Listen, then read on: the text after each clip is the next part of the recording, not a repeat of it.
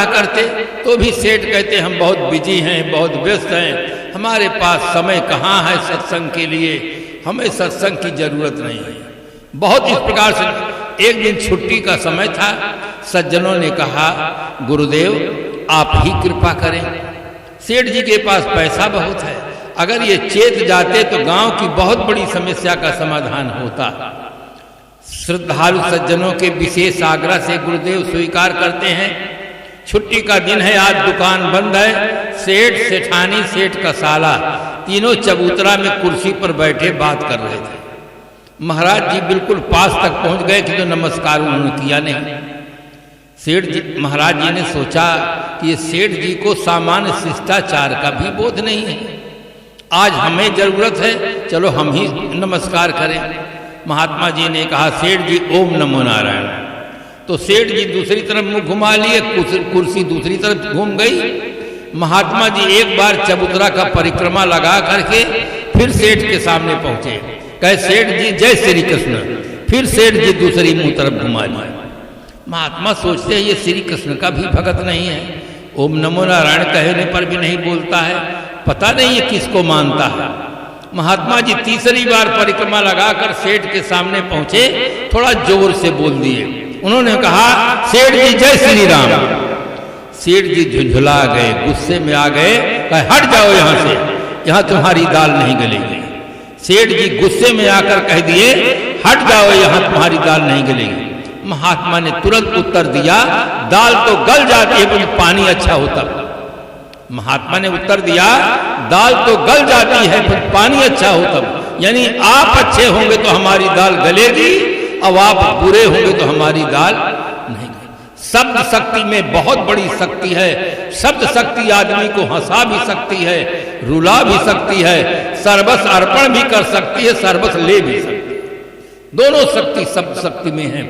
आज विज्ञान ने हमें शक्ति दिया, बम बना कर दिया है, छोड़ दो सब स्वाहा हो जाए, कि दुनिया का कोई वैज्ञानिक ऐसा बम आज तक नहीं बनाया है, छोड़ दो आदमी जिंदा रहे, उसकी गलत विचारधारा समाप्त हो जाए, आदमी सज्जन बन जाए, ऐसा नहीं बना सका। वो शक्ति केवल शब्द शक्ति में है कि आदमी जिंदा रहता है, उसकी गलत विचारधारा समाप्त हो जाती है, आदमी सज्जन बन जाता है, धनी बन जाता है, महात्मा बन जाता है, भक्त बन जाता है। शब्द शक्ति में ताकत है। सेठ जी के अंदर एक ऐसे चिंतन पैदा हुआ कि अरे पानी तो सही दाल तो गल जाती है, पानी अच्छा होता। सेठ जी चौंक करके उठ के कुर्सी से खड़े हो गए, कहने लगे भगवान स्वागतम स्वागतम स्वागतम, मैं मायावी जी हूं महाराज, मैं आपको नहीं समझा, बताइए आप किस लिए दर्शन दिए हैं।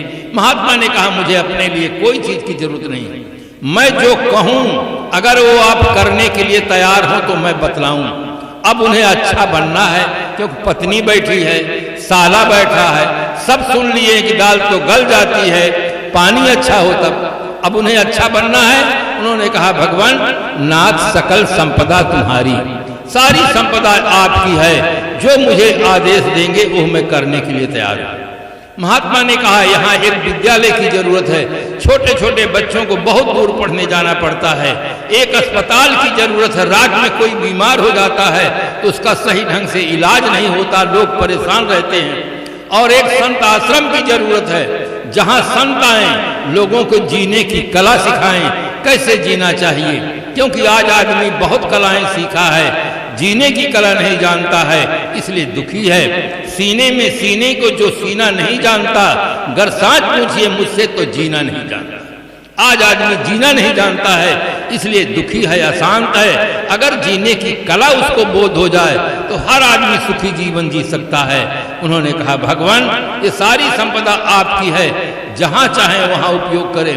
महात्मा जी ने कहा हाथे सो साथे, आप अपने हाथ से पुण्य कार्य करें। और सेठ जी की विचारधारा में परिवर्तन हो गया, माइंड सेट हो गया, और उसका परिणाम ये निकला कि सेठ जी का घर आश्रम बन गया। अब सेठ जी सत्संग में लग गए और सारी संपत्ति समाज की सेवा में लग गए। एक शब्द के केवल कारण से दाल तो गल जाती है पर पानी अच्छा हो तब। न मालूम हम संतों की कितनी बात सुनते रहते हैं, किंतु सुनते नहीं ठीक से, वो सुनाई नहीं पड़ता। सोचते हैं महात्माओं का काम है कहना, हमारा काम है सुनना। अगर हम ठीक से सुने तो हमारा भी घर द्वार लड़के बच्चे छूट जाएंगे, इसलिए इनकी बात ठीक से सुनो नहीं। ऐसा लोग सोचते हैं। कुछ लोग सोचते हैं अरे महात्माओं को बोलने की बीमारी है, 10 बज गए अभी नहीं बंद करते। अरे हम सोए, रात सोने के लिए बनी है और अभी भी बंद नहीं करते हैं। ऐसे लोग कुछ लोग सोचते हैं अब क्या कहें, साहब निमंत्रण दिए हैं, अब बैठे हैं और चले जाएंगे तो साहब क्या कहेंगे। न उठते बनता है न बैठे रहने बनता है। ऐसे लोग अगर जिंदगी भर सत्संग में आए तो कोई लाभ नहीं हो सकता है।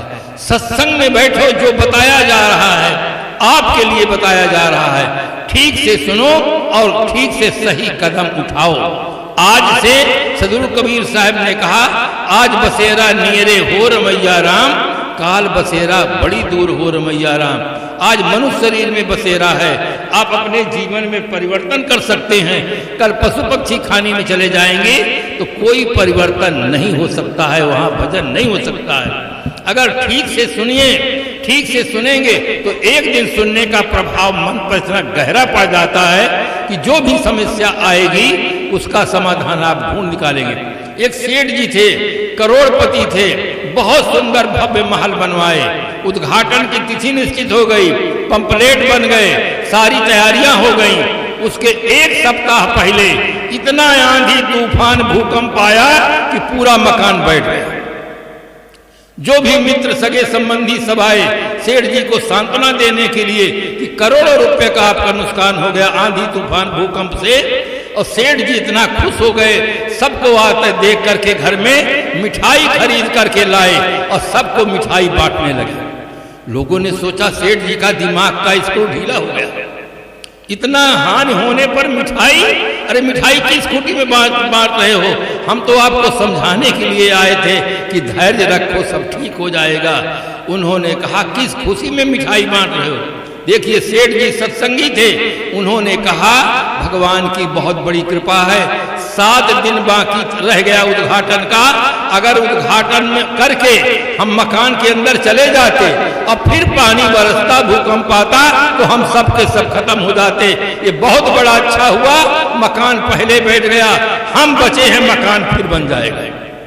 अब भीतर की सोच कितनी अच्छी है, हम बच गए हैं, मकान फिर बन जाएगा। अगर सेठ जी को सत्संगी नहीं होते, ये समझ नहीं होती तो रात दिन रोने के अलावा, पागल होने के अलावा क्या चाह रहा था।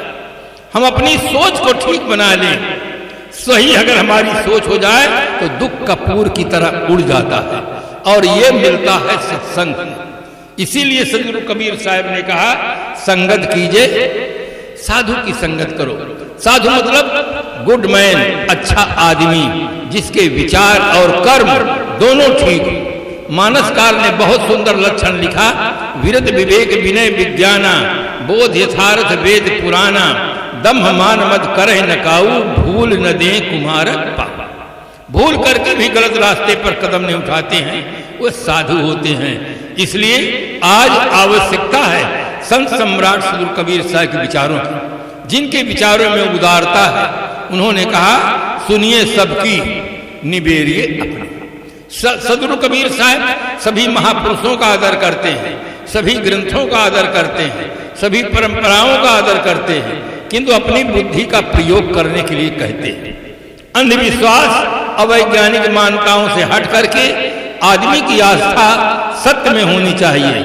साहब ने कहा सांच बराबर तप नहीं, झूठ बराबर पाप, जाके हृदय सांच है ताके हृदय आप।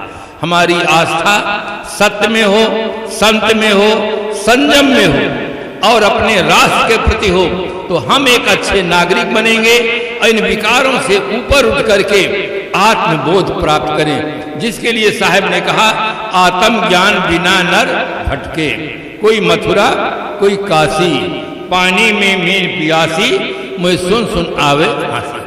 हर व्यक्ति को आत्मबोध प्राप्त करना चाहिए, चाहे हमारी माताएं हों, बहनें हों, भाई हों। स्वसत्ता का बोध सबको जरूरी है। कभी तो सोचो मैं कौन हूँ, हाथ हूँ, पैर हूँ, आंख हूँ, कान हूँ, कि सब मिलाकर हूँ मैं क्या चीज। मैं का बोध सदगुरु से संतों से प्राप्त करके जीवन में एक नई क्रांति प्राप्त करें। प्राय मानता है आदमी जो दिखता है यही मैं हूँ, इसलिए मान लेता है ईट ड्रिंक एंड बी मेरी, खाओ पियो और मौज लो। जब व्यक्ति को बोध हो जाता है कि मैं शरीर नहीं, शरीर में रहने वाला हूं, मैं मकान नहीं, मकान का मालिक हूं, ऐसा बोध हो जाता है तो उसके जीने के ढंग में परिवर्तन हो जाता है। किसी ने बहुत सुंदर कहा, नजरें बदली तो नजारे बदल गए, किश्ती ने रुख बदला तो किनारे बदल गए। अब ये घड़ी है, घड़ी की अपनी मर्यादा है, घड़ी देखते हर घड़ी और घड़ी न जाना कोई, घड़ी देख को कह सका कौन घड़ी क्या हो, कौन घड़ी क्या हो, घड़ी की चाल बिरानी, दुनिया ने सब जान लिया पर घड़ी न जाना। हमें और आपको जो घड़ी मिली है उस घड़ी का आदर करें, सद्गुरु संतों की भक्ति करें, जिससे हमें ज्ञान प्राप्त हो, बोध प्राप्त हो। चेतन मूर्ति की उपासना करने से व्यक्ति को बोध होता है, एक अच्छा जीवन जीने का सौभाग्य प्राप्त होता है। इसी जीवन में हमें सुख मिले, शांति मिले। इन्हीं शुभकामनाओं के साथ अपनी वाणी को विराम देते हैं। संतों को, गुरुजनों को सादर साहे बंदगी।